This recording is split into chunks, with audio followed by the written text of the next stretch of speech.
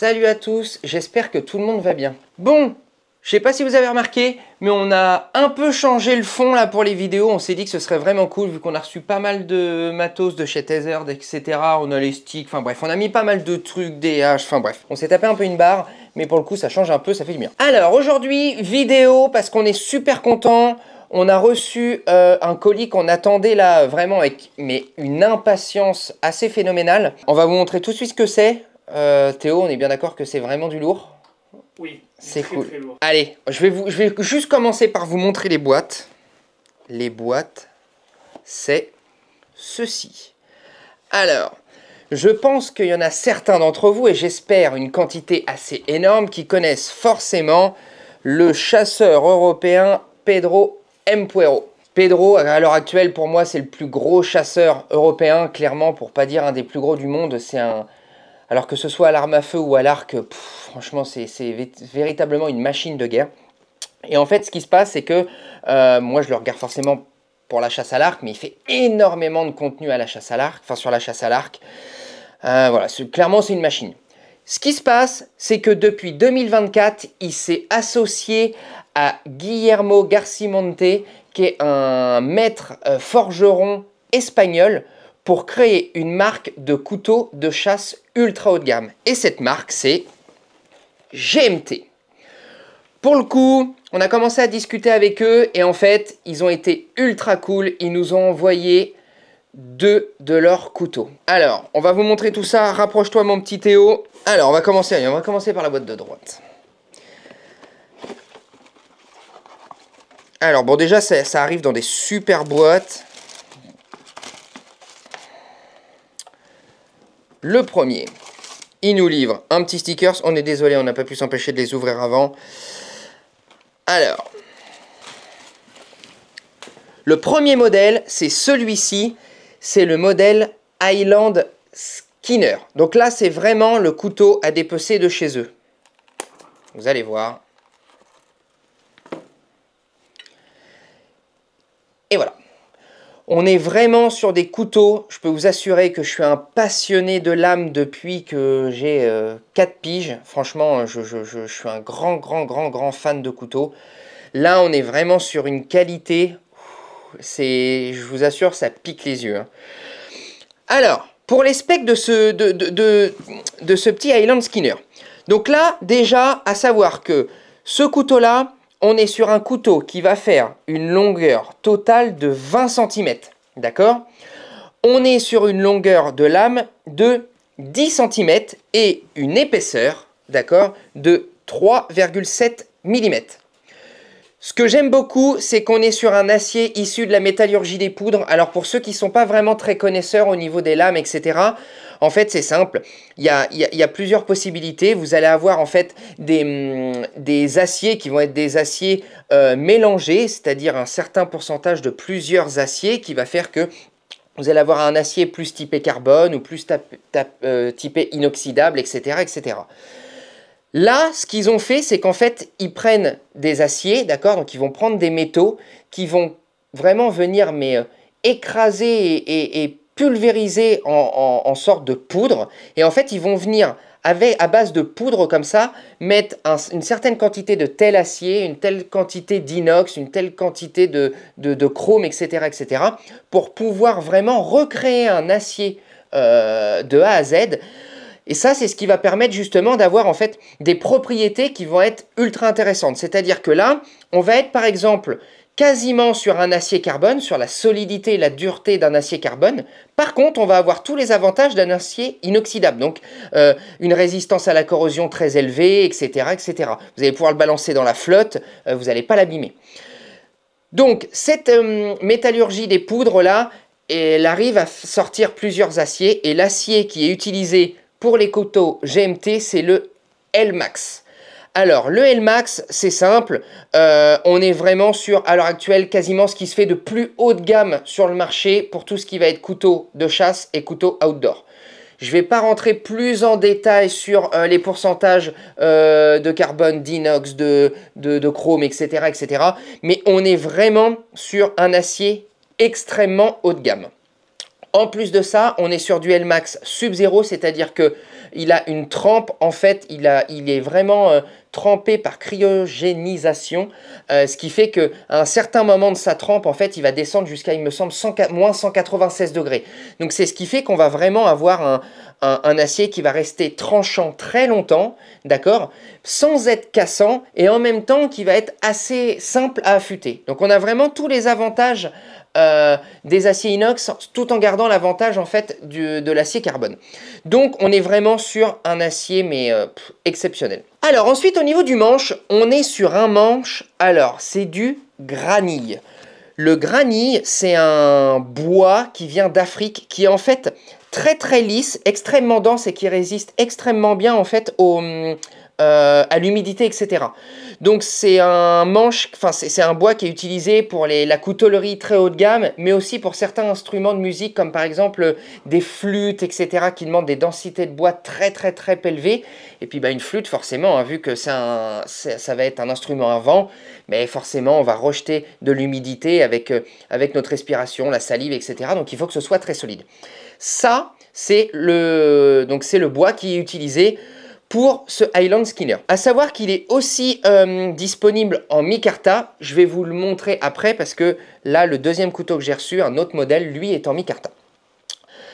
Voilà, ça franchement, on est sur une lame qui, vous voyez, on est sur une lame qui reste relativement haute. Donc l'avantage, c'est qu'on va avoir un angle qui va permettre vraiment de venir vraiment bien couper. On est sur une émouture pareil qui va être vraiment prévue pour rester affûté longtemps sans être non plus trop compliqué à affûter. Voilà, on a du jimping ici, donc c'est-à-dire qu'on va vraiment avoir, vous voyez, on a un sorte de grip ici qui va vraiment en fait permettre d'avoir le couteau vraiment très bien en main, d'accord, tout en ayant une grosse garde ici, pareil, donc ce qui va vraiment permettre de ne pas pouvoir venir se couper si on a besoin vraiment d'appuyer un peu fort, etc. lors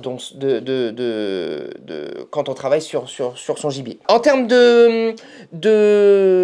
d'étui, deux étuis possibles, l'étui en cuir, donc le laser, et aussi on va avoir un étui Skydex. Alors à savoir, voilà, c'est ultra bien fini, hein. Il y a un passant, voilà, on est vraiment sur quelque chose qui est super bien fini, c'est surpiqué, vous voyez, il y a le petit logo GMT Knife ici, enfin voilà, on est vraiment sur de la super qualité. Donc ça c'est le premier modèle. Celui-ci, ce modèle-là, c'est vraiment un modèle qui va être un peu plus massif que le deuxième, un modèle qui va être largement capable d'être emmené partout. Par contre, c'est vrai que par exemple comme EDC, donc vraiment le petit couteau de tous les jours, ça va rester quand même relativement gros. Là, on est vraiment sur un couteau qui est fait plus pour un peu les gros travaux de dépeçage, etc. Maintenant qu'on a vu le premier, place au deuxième. Alors, le deuxième, c'est vraiment le modèle EDC. C'est celui-ci. C'est le Ace of Diamond. Alors, là, vous allez voir, on n'est plus du tout sur le même gabarit. On est sur un couteau qui est vraiment plus petit, qui va être beaucoup plus facile à emporter partout, que vous allez pouvoir mettre, par exemple, moi je sais déjà en condition de chasse, il va aller derrière mon harnais. Voilà, on est vraiment sur un produit qui va être encore plus léger, bien que le Highland Skinner est vraiment très light, celui-ci est encore plus light. Là, en termes de spec, c'est assez simple, je reprends ma petite fiche, on est sur un total de 17,5 cm. Une lame de 7,75 cm, une épaisseur toujours de 3,7 cm. Toujours du 60 HRC en termes de dureté. Et en termes d'acier, on est sur le même acier, toujours du L-Max Sub-Zero. Donc voilà, on est vraiment sur quelque chose qui, en fait, en termes de qualité de fabrication et qualité de matériaux, va être le même que le Highland Skinner, sauf qu'on est sur une taille et une forme différentes. Seul point vraiment différent, ça va être le manche. Là, celui-ci, on est sur un manche en micarta. Donc le micarta, c'est pareil, c'est un bois en fait qui va vraiment être, c'est une matière qui va vraiment être ultra résistante, et en plus de ça, pareil pour tout ce qui va être conditions humides, la flotte, etc. Voilà, quand je vous dis que ça bouge pas, c'est avec ça qu'on fait la plupart des couteaux de bushcraft, etc. Voilà, il n'y a aucun souci. Toujours du jimping sur le haut. Ce que j'aime beaucoup, c'est qu'on a toujours cette garde ici. Et souvent, sur les petits couteaux, on a tendance à, pour gagner un petit peu de longueur, de ne pas avoir la garde. D'accord? Et pourtant, cette garde, elle est vraiment ultra importante. Fais-moi un zoom un peu là-dessus, Théo, qu'on puisse voir. Voilà. Là, on est vraiment, comme je vous ai dit, on a une vraie garde. Toujours le jimping en haut.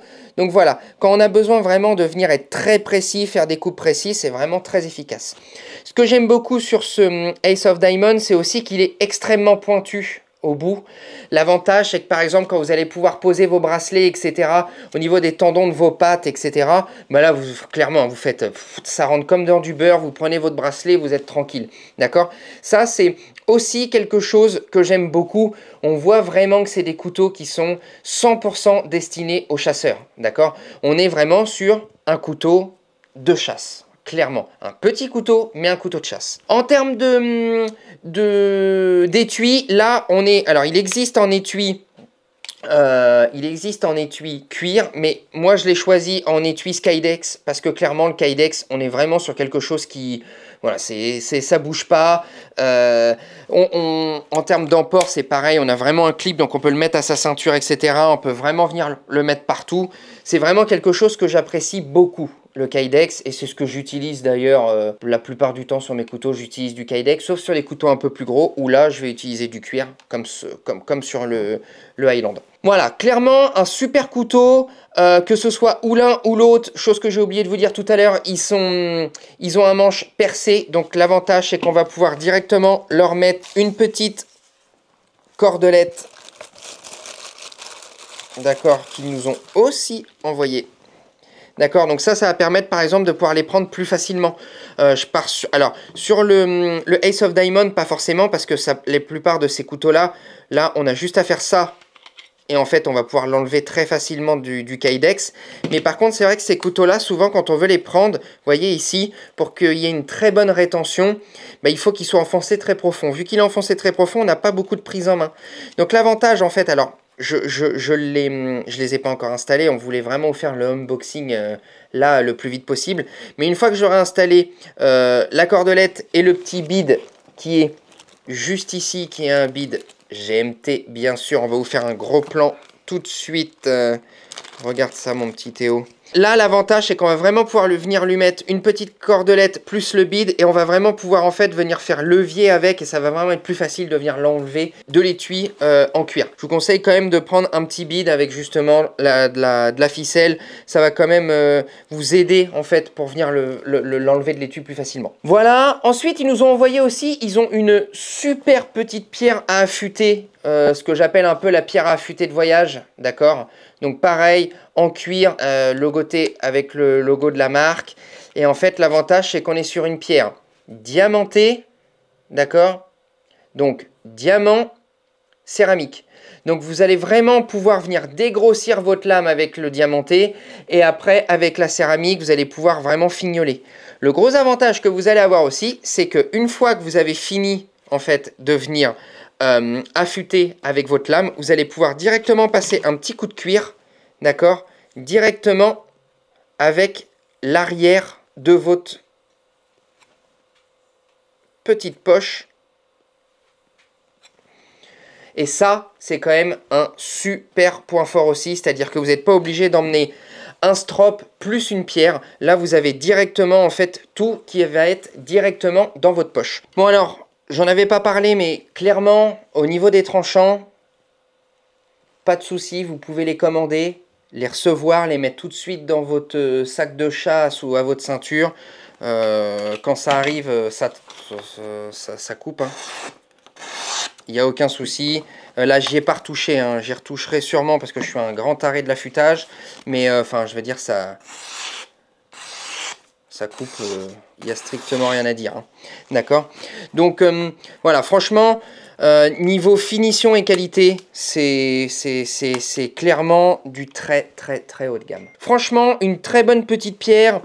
Des couteaux qui sont vraiment au top. On est on est vraiment ultra pressé de les essayer en conditions réelles. Là déjà je vais me faire avec, on va manger avec, etc.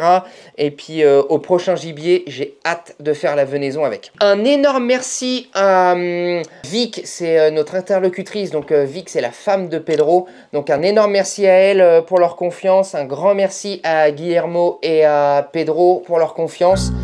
On est ultra pressé de vous montrer des photos, des vidéos des couteaux. Restez connectés et on se dit à la prochaine.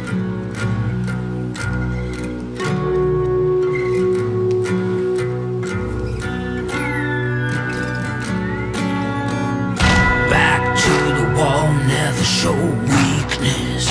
The writing